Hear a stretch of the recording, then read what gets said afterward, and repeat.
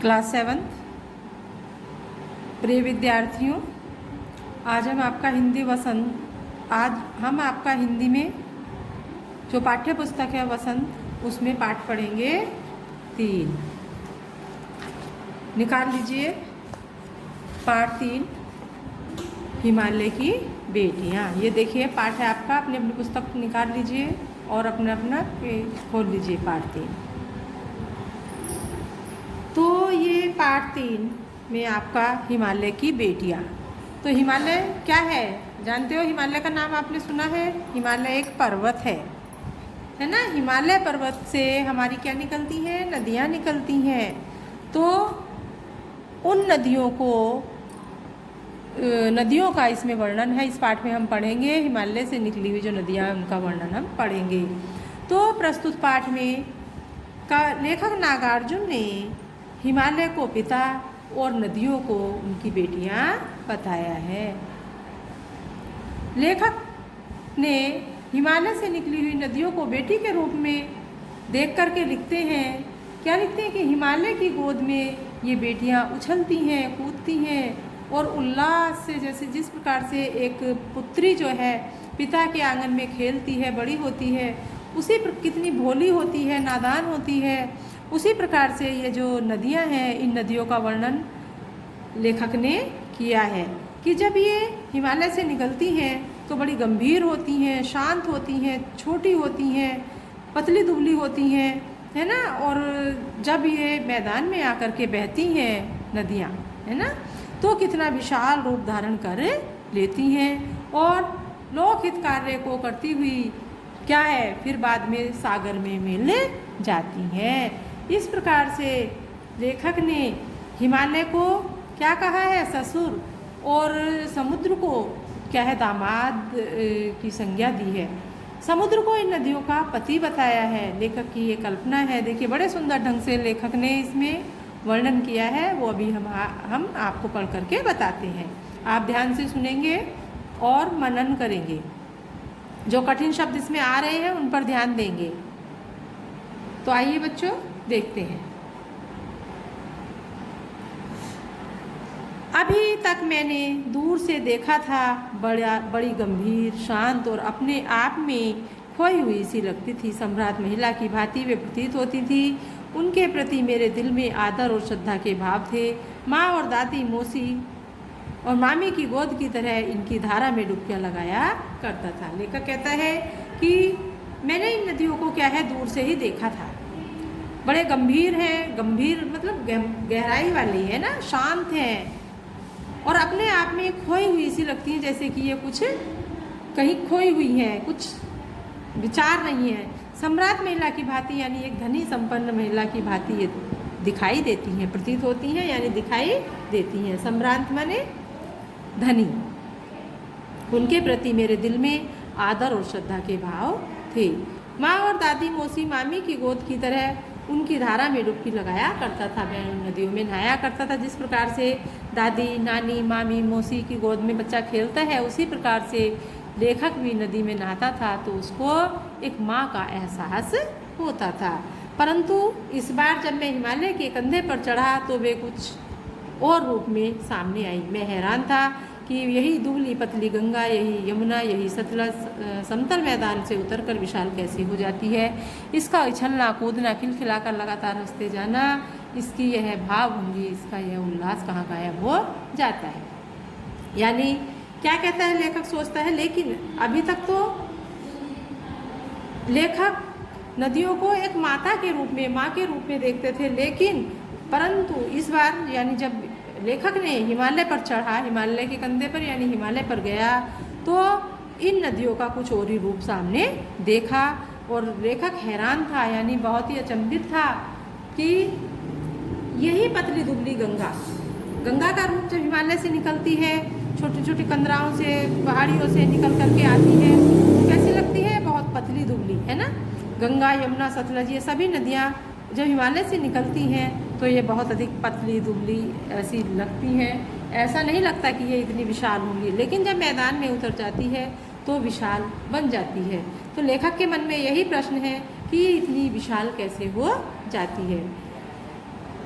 नदियों का उछलना कूदना, खिलखिलाकर लगातार हंसते जाना, उनकी भावभंगी, इनका यह उल्लास कहाँ गायब हो जाता है। जो पहाड़ों पर यानी हिमालय पिता की गोद में खेलते हुए इनका था उल्लास, खिलखिलाकर हंसना, है ना, इनकी भावभंगिमा जो भी इनमें था वो कहाँ गायब हो गया मैदान में जाकर के, यानी मैदान में जाकर के ये सब गायब हो गया। किसी लड़की को जब मैं देखता हूँ, किसी कली पर जब मेरा ध्यान अटक जाता है, तब भी इसका कुतूहल और विस्मय नहीं होता। यानी क्या कहते हैं कि जब मैं किसी लड़की को देखता हूँ या किसी फूल की अधखिली कली को देखता हूँ, तब भी कुतूहल मतलब इतना आश्चर्य नहीं होता, इतना विस्मय नहीं होता जितना इन नदियों की बाल लीला देख करके होता है। यानी नदियाँ जो है जब हिमालय से निकलती हैं तो अपने पिता हिमालय की गोद में बाल लीला करती हुई तेजी से भाग करके ये मैदान, तेजी से भागी जा रही हैं, तेजी से आकर के मैदान में विस्तृत हो जाती हैं, फैल जाती हैं। यह कौन लक्ष्य है जिसने उन्हें बेचैन कर रखा है। अपने महान पिता का विराट प्रेम पाकर भी अगर इनका हृदय अतृप्त है तो वह कौन होगा जो इनकी प्यास मिटा सकेगा। बर्फ़ जली नंगी पहाड़ियाँ, छोटे छोटे पौधों से भरी घाटियाँ, बंधुर अधिकताएँ, सरसब्ज उपत्यकाएँ, ऐसा है इनका लीला निकेतन। खेलते खेलते जब ये जरा दूर निकल जाती हैं तो देवदार, चीड़, सरो, चिनार, सफ़ेदा, केल के जंगलों में पहुंचकर शायद उन्हें बीती बातें याद करने का मौका मिल जाता होगा। कौन जाने बुढ़ा हिमालय अपनी नटखट बेटियों के लिए कितना सिर धुनता होगा। बड़ी बड़ी चोटियों से जाकर पूछिए तो उत्तर में विराट मौन के सिवाय उनके पास और रखा ही क्या है। तो देखिए बच्चों, कहाँ ये भागी जा रही हैं, इनका क्या लक्ष्य है। लेखक के मन में तरह तरह के सवाल आ रहे हैं कि ये इतनी तीव्र गति से अपने पिता को छोड़ करके कहाँ चली जा रही है, कहाँ भागी जा रही है। इनके महान पिता का विराट प्रेम पाकर भी हिमालय का विराट मतलब विशाल, बड़ा, इतना बड़ा प्रेम पाकर भी अगर इनका हृदय अतृप्त है, मतलब शांत नहीं है, तो ऐसा कौन होगा जो इनकी प्यास मिटा सकेगा। अर्थात ये किसको खोज रही हैं। बर्फ़ जली नंगी पहाड़ियाँ, यानी बर्फ़ से लगी हुई वहाँ जो हिमालय की छोटी छोटी पहाड़ियाँ हैं, ऊपर हिमालय की ऊंची चोटीली पहाड़ियाँ हैं और छोटे छोटे पेड़ पौधों से भरी हुई घाटियाँ हैं। बंधुर आदित्यकाएँ हैं, यानी कि आदित्यकाएँ मतलब पहाड़ी का ऊपरी जो भाग होता है, पहाड़ी का ऊपरी समतल मैदान होता है। सरसब्ज उपत्यकाएँ, सरसब्ज मतलब हरी भरी, सरसब्ज का मतलब होता है हरी भरी। उपत्यकाएँ, उपत्यकाएँ तराई घाटियाँ, ऐसा इनका लीला निकेतन, निकेतन माने इनका घर, ऐसा इनका लीला का घर है। फिर भी ये कहाँ जा रही हैं। इनका नदियों के बारे में लेखक कहते हैं कि इन नदियों के लिए बहुत सुंदर पहाड़ी ऊपरी समतल मैदान है, हरी भरी इनके लिए तराई घाटियाँ हैं और इनका सुंदर निकेतन मतलब हिमालय पर इनका सुंदर घर है। खेलते खेलते जब ये ज़रा दूर निकल जाती हैं तो वहाँ यानी अपने उस पिता के मैदान आंगन में, पिता के आंगन में, हिमालय रूपी पिता के आंगन में खेलते खेलते जब ये दूर निकल जाती हैं, थोड़ी और आगे बढ़ जाती हैं, तो उनको क्या मिलता है। देवदार, चीड़, सरो, चिनार, सफ़ेदा, केल आदि के जंगलों में पहुंचकर शायद इन्हें बीती बातें याद करने का मौका नहीं, यानी बीती बातें याद करने का मौका मिल जाता होगा। कौन जाने बुढ़ा हिमालय अपनी बेटियों को अपनी नटखट बेटियों के लिए कितना सिर धुनता होगा। ये खेलते खेलते दूर निकल गई हैं नदियाँ, नदियों को हिमालय की बेटी कहा है। ये खेलते खेलते दूर निकल गई हैं, यानी कि बहते बहते नीचे आ गई हैं। तो हिमालय जो है अपनी इन बेटियों के लिए कितना पछताता होगा, कितना परेशान होता होगा। जैसे कोई पिता अपनी बेटियों को याद करके दुखी होता है, इसी प्रकार से हिमालय भी दुखी होता होगा। बड़ी बड़ी चोटियों से जाकर पूछिए तो उत्तर में विराट मौन के सिवाय उनके पास और रखा ही क्या है। सिंधु और ब्रह्मपुत्र ये दो ऐसे नाम हैं, सिंधु और ब्रह्मपुत्र ये दो ऐसे नाम हैं जिनके सुनते ही रावी, सतलज, व्यास, चेनाब, झेलम, काबुल, कपिशा, गंगा, यमुना, सरयू, गंडक, कोशी आदि हिमालय की छोटी बड़ी सभी बेटियां आंखों के सामने नाचने लगती हैं। वास्तव में सिंधु और ब्रह्मपुत्र स्वयं कुछ नहीं है। दयालु हिमालय के पिघले हुए दिल की एक एक बूंद न जाने कब से इकट्ठा होकर इन दो महानदों के रूप में समुद्र की ओर प्रवाहित होती रही है। कितना सौभाग्यशाली है वह समुद्र जिसे पर्वतराज हिमालय की इन दो बेटियों का हाथ पकड़ने का सौभाग्य मिला अर्थात श्रेय मिला। क्या कहते हैं लेखक? लेखक कहते हैं कि सिंधु और ब्रह्मपुत्र जो है ये ऐसे नाम हैं कि सिंधु और ब्रह्मपुत्र इन दोनों नदियों में का नाम सुनते ही रावी, सतलज, ब्यास, चेनाब, झेलम, काबुल, कपिशा, गंगा, यमुना, सरयू, गंडक, कोसी आदि ये सभी नदियों के नाम जो है स्मरण हो आते हैं। ये सब नदियाँ क्या हैं? ये सब हिमालय की ही बेटियाँ हैं अर्थात हिमालय से ही उत्पन्न हुई हैं। तो हिमालय से उत्पन्न होने के कारण लेखक ने इनको क्या कहा है? हिमालय की बेटियाँ कहा है। वास्तव में सिंधु और ब्रह्मपुत्र कुछ भी नहीं है, ये दयालु हिमालय के पिघले हुए दिल की एक एक बूंद अर्थात क्या कहा है कि ये सिंधु और झेलम जो ये सभी नदियाँ हैं ये कैसे हुई हैं? जो हिमालय पर जमी हुई बर्फ़ है, जब तापमान पड़ता है उस पर बढ़ता है तो क्या होता है? वो बर्फ़ पिघल करके ही छोटी छोटी नदियों के रूप में इकट्ठी पिघल कर पर्वत से बहती है। बहती हुई इन दोनों महानदियों के रूप में जाकर के समुद्र में प्रवाहित हो जाती हैं। तो क्या कहते हैं लेखक? कहते हैं कि हिमालय पर्वतराज, पर्वतों का राजा हिमालय कितना सौभाग्यशाली है, कितना भाग्यशाली है कि हिमालय को इन दो बेटियों का हाथ पकड़ने का श्रेय मिला अर्थात इनका पिता कहलाने का श्रेय मिला। कौन सी नदियाँ? सिंधु और ब्रह्मपुत्र का। आगे, जिन्होंने मैदानों में से इन नदियों को देखा उनके ख्याल में शायद ही यह बात आ सके कि बूढ़े हिमालय की गोद में बच्चियां बनकर ये कैसे खेला करती हैं। माँ बाप की गोद में नंग धड़ंग होकर खेलने वाली इन बालिकाओं का रूप पहाड़ी आदमियों के लिए आकर्षक भले ना हो, लेकिन मुझे तो ऐसा लुभावना प्रतीत हुआ। ये वह रूप हिमालय को ससुर और समुद्र को उसका दामाद कहने में कोई झिझक नहीं होती। क्या कहते हैं लेखक? कहते हैं अब लेखक क्या है इन नदियों को यानी अब लेखक को क्या कल्पना आ रही है, क्या ख्याल आ रहा है? लेखक को ख्याल आ रहा है कि हिमालय की गोद में ही ये जो नदियां हैं खेल करके अर्थात खिलखिला करके खेली हैं और वहीं से निकल करके हर रूप को जो है जिस प्रकार से पिता की गोद में बेटियां खेलती हैं तो उसी प्रकार से ये नदियां भी हिमालय की गोद में नंग धड़ंग होकर के खेलती वाली बालिकाएं अब क्या है बालिकाओं के मतलब रूप में उसको देखा है नदियों को। तो जिस प्रकार से कोई बेटी अपने पिता की गोद में खेलती है उसी प्रकार से ये नदियां भी हिमालय की गोद में खेल करके धीरे धीरे अपने विशाल रूप को धारण करती हुई यानी मैदान भाग में बहती हुई अपने विशाल रूप को धारण करती हुई किसमें? समुद्र में विलीन हो जाती हैं। अर्थात लेखक ने यहाँ पर हिमालय को ससुर कहा है और समुद्र को उनका दामाद बताया है। तो लेखक की ये कल्पना है इसकी।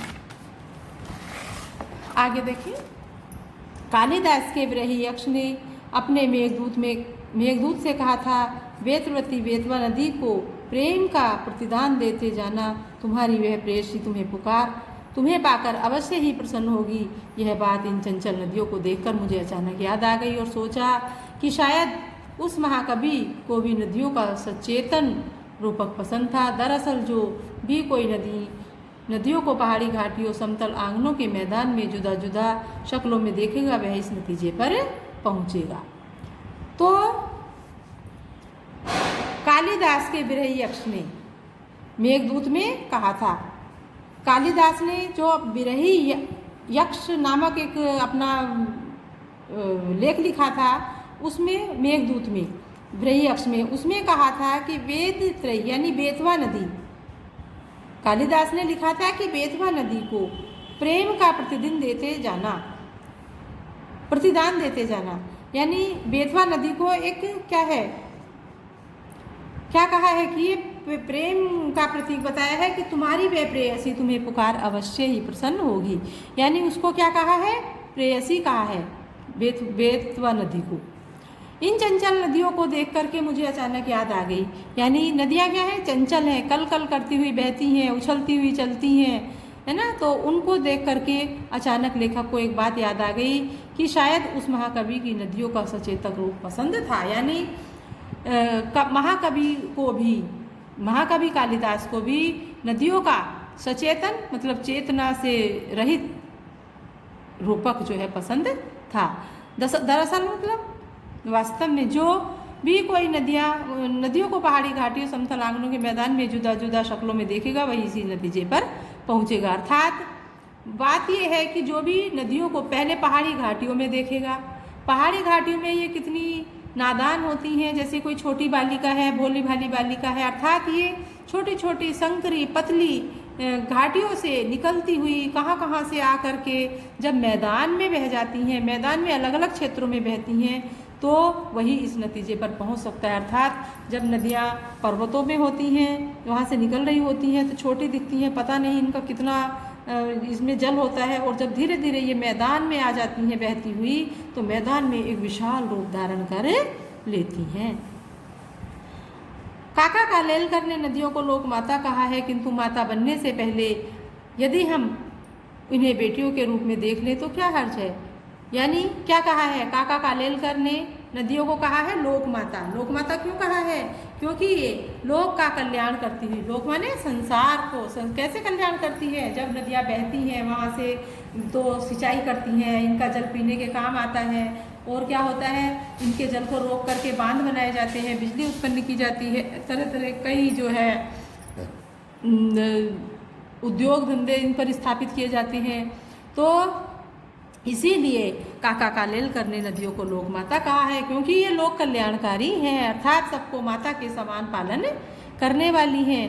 तो इससे पहले यदि इनको एक बेटी के रूप में देख लिया जाए तो क्या हर्ज मतलब कोई नुकसान नहीं है।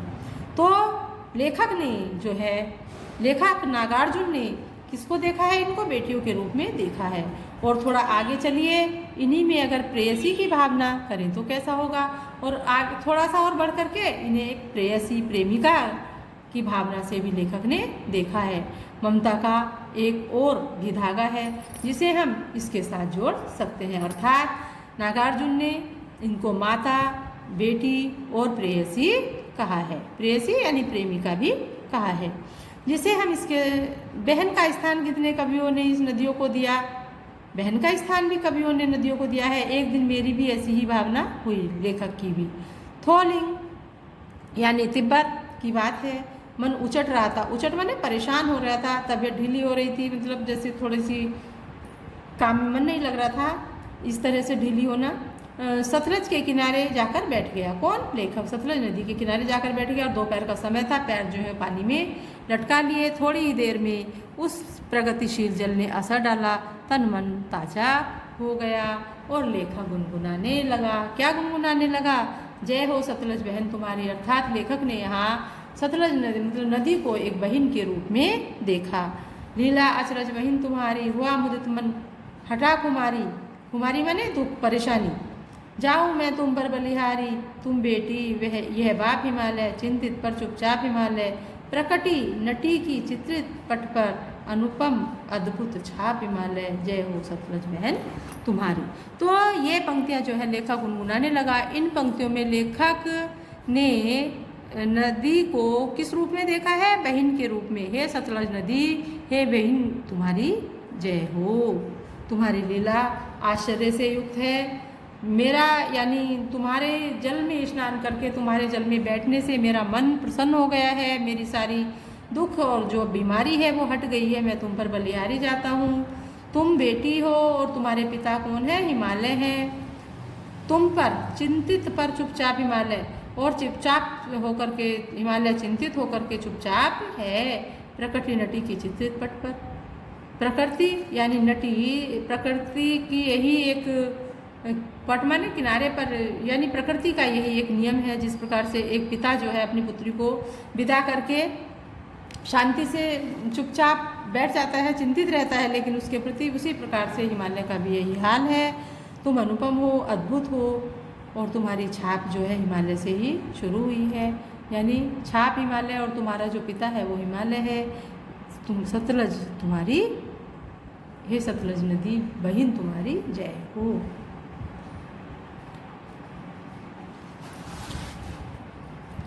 तो बच्चों ये प्रश्न अभ्यास है, इसके क्वेश्चन आंसर आप अपनी जो व्याकरण की पुस्तक है उसमें से लिख लेना और याद कर लेना, ठीक है। और इसके शब्दार्थ मैं आपको नोट्स बना करके भेज दूँगी, शब्दार्थ में लिख करके भेज दूँगी, बता दूँगी। तो आपको इसको पढ़ने के लिए आपकी जो पाठ्य पुस्तक हिंदी व्याकरण है उसी से हेल्प मिल जाए, उसमें से आप ये क्वेश्चन कर लीजिए। पहले उसी में से पूरी नकल मत उतारना, पहले आप अपनी पुस्तक में निशान लगा लो और उसको फिर मिला लीजिए, ठीक है। उससे मिला करके तब अपनी कॉपी में लिख लेना। ये आप कीजिए अपनी कॉपी में।